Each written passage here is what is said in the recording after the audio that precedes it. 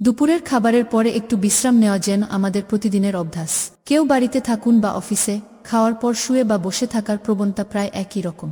কিন্তু চিকিৎসকদের মতে এই অভ্যাস শরীরের জন্য মারাত্মক ক্ষতিকর হতে পারে। তবে এই সময় যদি মাত্র 10 মিনিট হাঁটাহাঁটি করা যায়, তবে তা শরীরের পক্ষে হতে পারে অভাবনীয় উপকারী। প্রতিদিন দুপুরের খাবার খাওয়ার পরে যদি অন্তত 10 মিনিট হাঁটা যায়, অর্থাৎ প্রায় 1000 পা ফেলা যায়, তবে তা হজম থেকে শুরু করে হৃদরোগ ও ডায়াবেটিস পর্যন্ত একাধিক সমস্যা কমাতে সাহায্য করে। মাত্র এক সপ্তাহ এই অভ্যাস বজায় রাখলেই শরীরে ইতিবাচক পরিবর্তন চোখে পড়বে।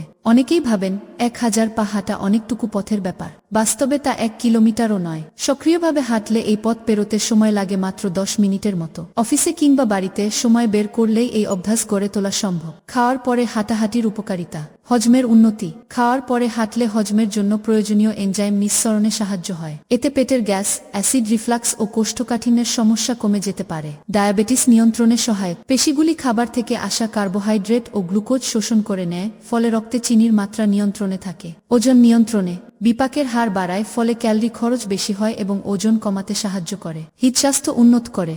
শরীরে রক্ত সঞ্চালন বাড়ে এবং এলডিএল বা খারাপ কোলেস্টেরলের মাত্রা কমে, যা হৃদরোগ প্রতিরোধে সহায়ক। মানসিক স্বাস্থ্য ভালো রাখে। হাঁটার ফলে এন্ডরফিন নামক হ্যাপি হরমোন নিঃসৃত হয়, যা মানসিক চাপ কমায় এবং মন ভালো রাখতে সাহায্য করে। কাজের মনোযোগ বাড়ে ও উদ্বেগ কমে। দুপুরের খাবারের পরে শুধু শুয়ে না পড়ে যদি মাত্র 10 মিনিট সময় হাঁটার জন্য বরাদ্দ করা যায়, তবে তা হতে পারে স্বাস্থ্যের পক্ষে এক বড় সঞ্চয়।